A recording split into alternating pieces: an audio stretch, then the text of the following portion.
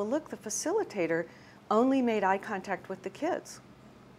And as they came around, the kids came around, and then at the last second, she flicks her eyes just a little bit. It wasn't a mean thing. She was lovely. She was great. But she just looked back and she said, you can come too. Right. You know, which was not a, all right, everybody move along kind of a thing. So right. I think it's that you have to send these visual and verbal clarity. Yes, an invitation. I think adults, most of them, will hang back because they don't want to do something wrong. They don't want to impose. They don't want to be pushy. There's always the helicopter parents that, you know, push in there and you want them to sit down. But for the most part, I think they're in the minority. I think most parents are being very respectful. I've turned this over to you. You're the expert. I'm not going to get out in your space. So we have to very consciously invite them more than the adults and than the children. I also think adults forget how to play. Yes. It's really simple like that. They forget their playful self. And when you can invite them to come and play with a cardboard box or some stuff. I mean, there are many times when I will create some kind of an obstacle course on the 3rd floor of the museum in that bridge area that's just wide open hallway kind of, right? There's a bunch of yoga mats and cones and hula hoops and balls and I don't know, whatever else I can find, little 3-wheelie things you can sit on and ride through and a couple of big cardboard boxes. Oftentimes kids will come up there and look at it and go, what is that? And I'll say, well, what do you think it is? I don't know. Dora the Explorer doesn't have one of those. I'm like, okay, that's all you watch on TV is Dora the Explorer. You've never seen this before. And before you know it, oftentimes an adult will come up and just start kicking the ball or picking up the hula hoop and saying, oh, I haven't done this in years. And start doing the hula hoop, or if I pick up the hula hoop and start hula hooping, or sitting on the little 3-wheelie thing, or go down to the box and turn it so that I will say something like, can you kick the ball in the box? You know, just a little bit of cue like that will really help adults oftentimes to find that little playful self. And that actually pulls them right in without much. And before you know it, you've got kids and families in the obstacle course creating their own family game or challenging another family that they're visiting with or something fun.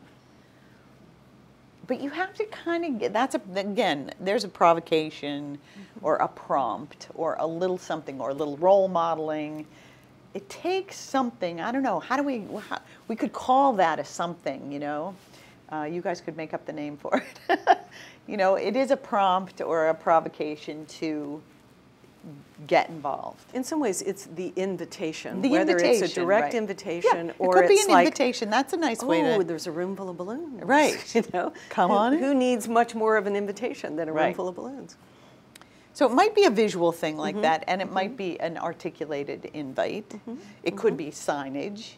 It could be a photo. The big aprons versus the small aprons. Right. Kind of it could be any kind of documentation of this is an invitation for you to play.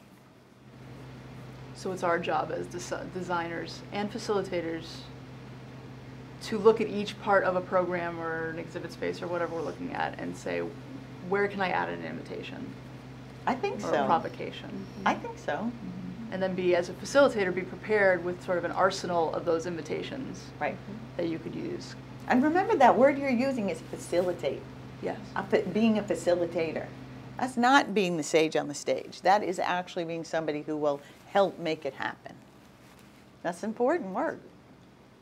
And I always think maybe in training there can be little game-like activities with the facilitators you play where it's like, how can you get people started on this using the fewest number of words, you know, or how can you do it using no words? How would you act it? I mean, just to loosen them up a little bit, to get them thinking about different ways to create the invitation. It could be a whole sort of segment on the invitation. What is the invitation? All the range of direct and indirect invitations, and then how do I give them without being, and maybe even do the sage on the stage, the guide on the side awards, like, you know, you got, you know, that was a good guide award as opposed to a front and center award. But because if you think about it, they're only teaching the way that they learned from their teachers. And If they just got out of college, there was a lot of people up there on the podium talking back at the students.